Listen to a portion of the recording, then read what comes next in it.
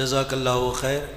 اے نادان ذرا فکر تو کر اس موضوع پر تقریر پیش کریں گی طوبہ عمران، ان کے بعد کلثوم عبدالہادی صاحب تیار رہیں۔ السلام علیکم ورحمۃ اللہ وبرکاتہ۔ الحمدللہ رب العالمین والصلاة والسلام علی رسولہ الکریم، اما بعد۔ محترم صدر جلسہ و حاضرین اجلاس، آج اس بابرکت مجلس میں میری تقریر کا عنوان ہے اے نادان ذرا فکر تو کر۔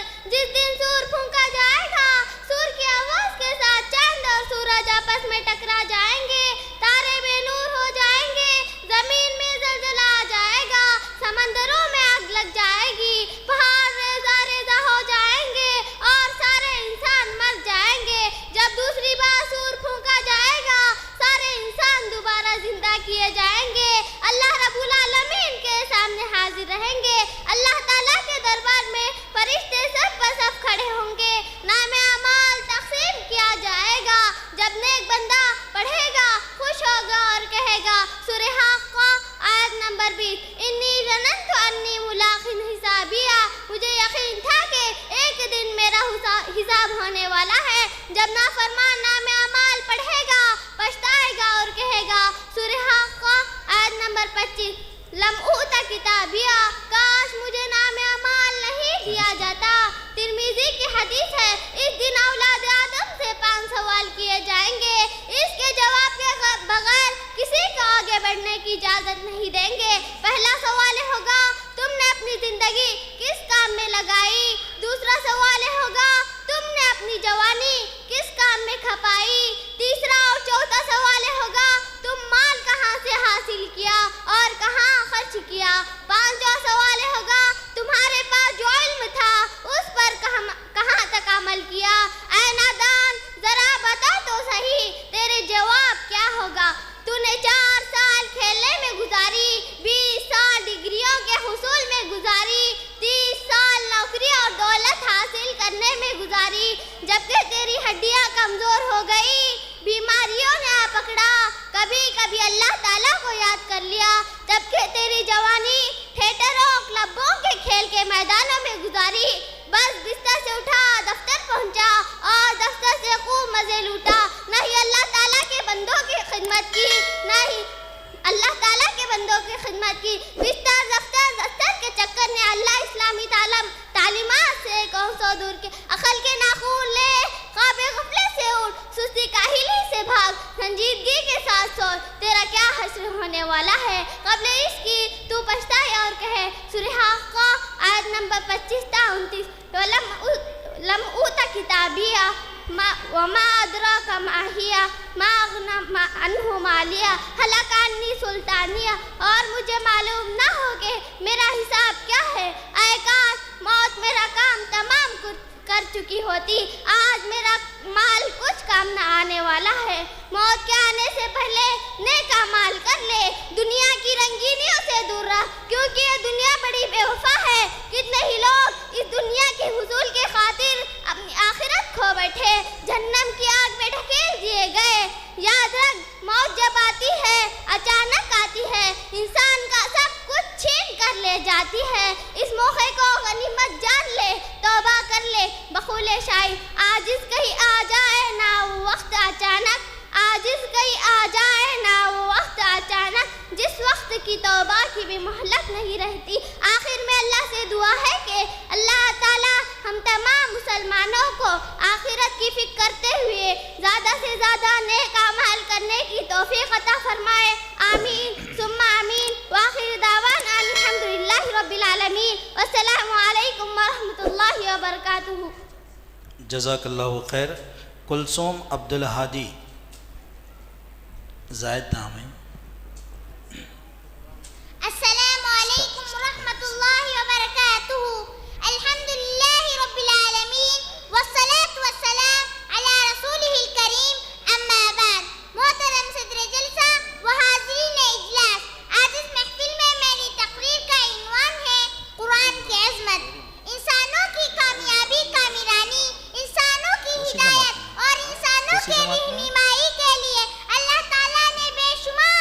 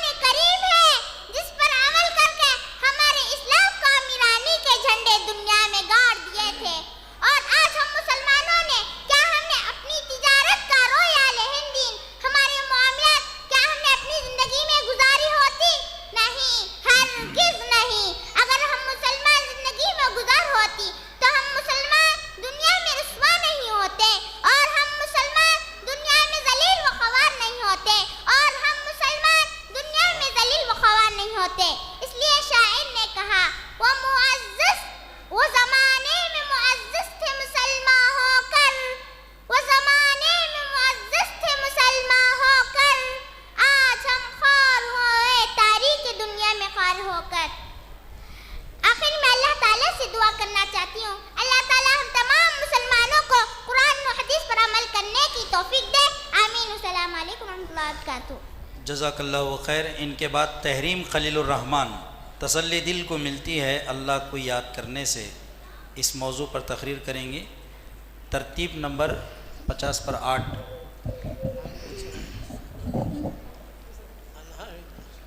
السلام علیکم ورحمۃ اللہ وبرکاتہ. الحمدللہ رب العالمین والصلاة والسلام علی رسول الکریم. اما بعد.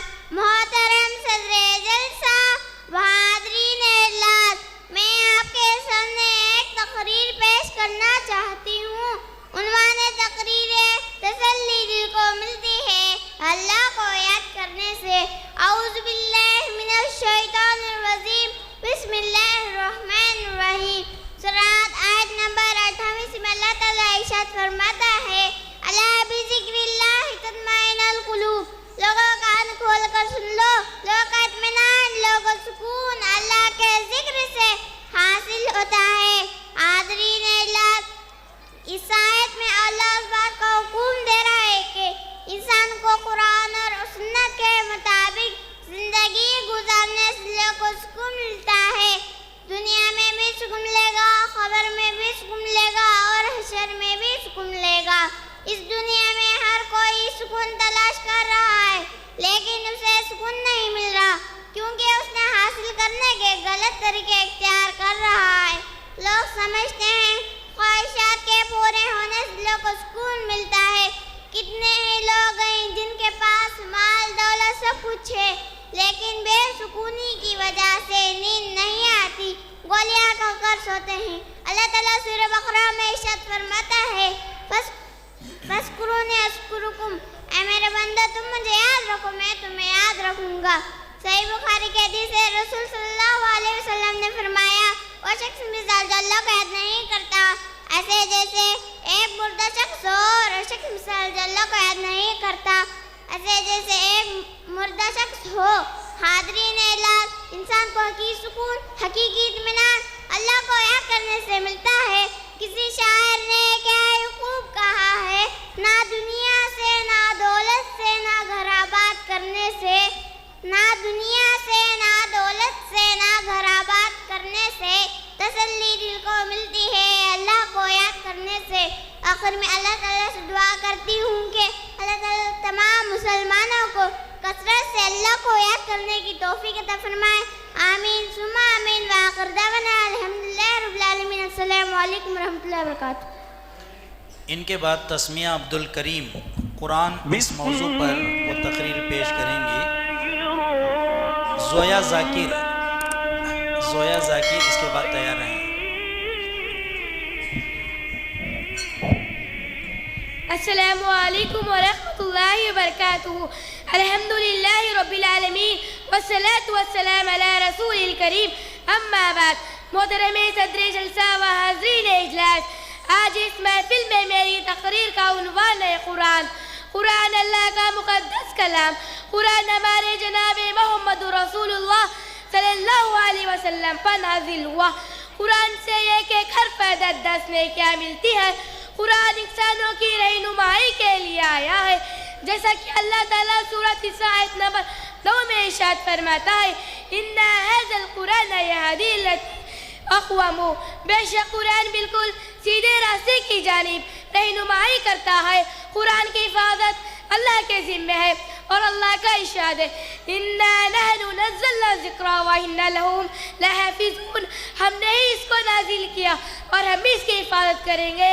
حاضرین اجلاس، قرآن کا پڑھنا، اس کا سیکھنا اور اس پر عمل کرنا بے حد ضروری ہے. قرآن بابرکت کتاب ہے. اللہ اس کو آسان زبان میں نازل کیا. اس کے پڑھنے سے سکون اور لذت حاصل ہوتی ہے، اور یہ کتاب آخری کتاب ہے جو قیامت تک باقی رہنے والی ہے. سامعین حضرات، قرآن کے 30 پارے ہیں، 114 سورتیں ہیں. قرآن کل قیامت کے دن پڑھنے والوں کی سفارش کرے گا. جو شخص قرآن پڑھنے میں ماہر ہے وہ بزرگ فرشتوں کے ساتھ ہوگا. آپ قرآن کو پڑھتے نہیں، قرآن کو الماریوں میں سجا کر رکھتے ہیں، طاقوں میں سجا کر رکھتے ہیں، تعویذ بناتے ہیں. کسی شاعر نے کیا یہ خوب کہا، ہر لفظ کو سینے بسا لے تو بات بنے. ہر لفظ کو سینے بسا لے تو بات بنے، طاقوں میں سجانے کو یہ قرآن نہیں۔ قرآن کو سیکھنے اور سکھانے والے سب سے بہتر لوگ ہیں۔ اللہ اس قرآن کے وجہ سے بہت سے لوگوں کو بلندی عطا کی اور اس کتاب کے ذریعے سے دوسروں کو پستی میں گرا دیتا ہے۔ آخر میں اللہ تعالیٰ سے دعا کرتی ہوں کہ اللہ تعالیٰ ہم تمام مسلمانوں کو قرآن و حدیث پر عمل کرنے کی توفیق دے، آمین ثم آمین۔